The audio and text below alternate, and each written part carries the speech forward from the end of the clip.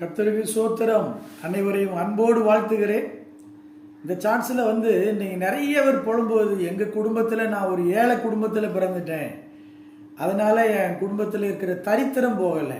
எங்கள் அப்பா காலத்திலையும் கஷ்டப்பட்டார், எங்கள் தாத்தா காலத்தில் கஷ்டப்பட்டார், நானும் ஏழ்மையான குடும்பத்தில் பிறந்ததுன்னா என் சூழ்நிலை இப்படி மாறி போச்சு, இப்படி புலம்புகிற நிறைய பேர் உண்டு. நமக்கு தெரியும் தான், அமெரிக்கா தேசத்தில் பெரிய பணக்காரர் பில்கேட்ஸ்ன்னு சொல்கிறவர், அவர் தான் அந்த சாஃப்ட்வேர் மைக்ரோசாஃப்ட் நிறுவனர். அவர்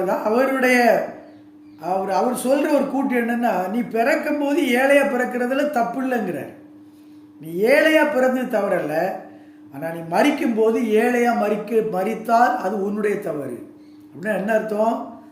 நீ ஏழையாக பிறந்த உன் நிலைமையை மாற்றுவதற்கு நீ முயற்சிக்க வேண்டும், உழைக்க வேண்டும், நீ ஓட வேண்டும், உழைக்க வேண்டும், வாழ்க்கையிலே உன்னுடைய தரத்தை உயர்த்தி கொள்வதற்கு பிரயாசப்பட வேண்டும். இதைத்தான் பைபிளில் ஆண்டவரும் நம்மை ஐஸ்வர்யவான்கள் ஆக்குவதற்காக அவர் நமக்காக தரித்திரர் ஆனார். 2 கொரிந்தியர் 8:9 இயேசு கிறிஸ்து எதற்கு வந்தார், ஏன் சிலுவையில் பாடுபட்டார், ஏன் அவர் ஏழ்மையின் கோலமாய் காணப்பட்டார் அப்படின்னு அவர் சொல்லப்பட்டிருக்கு. அவர் மரித்த பொழுது அவர் ஐஸ்வர்ய சம்பந்தராக அவர் காட்சியளித்தார். ஏழ்மையான குடும்பத்தில் பிறந்தவர், ஆனால் அவர்களிடத்தில் வந்தவர்கள்லாம் அவர் திருப்தியாக்கினார். அதே தெய்வம் நம்ம பார்த்து சொல்கிறாரு, நம்மை ஐஸ்வர்யவனாக்குவதற்கு, நம்மை பணக்காரனாக்குவதற்கு, நம்முடைய தேவைகளை சந்திப்பதற்கு அவர் தரித்திரரானார். அதான் எறும்பிட்ட போ அப்படின்னார். அதான் சாலமோன் ஞானி சொன்னார், நீ உழைக்கணும்னா எறும்பின் இடத்திலே போய் ஞானத்தை கற்றுக்கொள், சுறுசுறுப்பை கற்றுக்கொள்.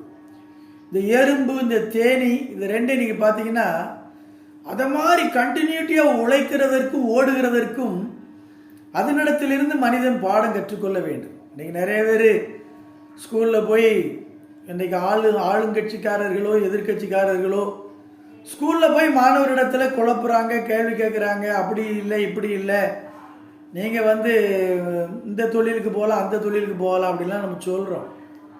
ஆனால் உழைத்தால் அதில் ஒரு பெரிய முன்னேற்றம் உண்டு. பைபிள் சொல்லப்பட்டிருக்கப்படி எல்லா பிரயாசத்துக்கும், சகல பிரயாசத்துக்கும் பிரயோஜனம் உண்டு. வாயின் வார்த்தை வறுமையை கொண்டு வரும். நம்மை தரித்திரத்திலிருந்து உயர்த்துவதற்காக இயேசு கிறிஸ்து ஐஸ்வர்யம் உள்ள தெய்வம், வானத்தையும் பூமி உடையவர், நமக்கு தரித்திரரானார். அதனால் நம்முடைய வாழ்க்கை உயர்த்துவோம்.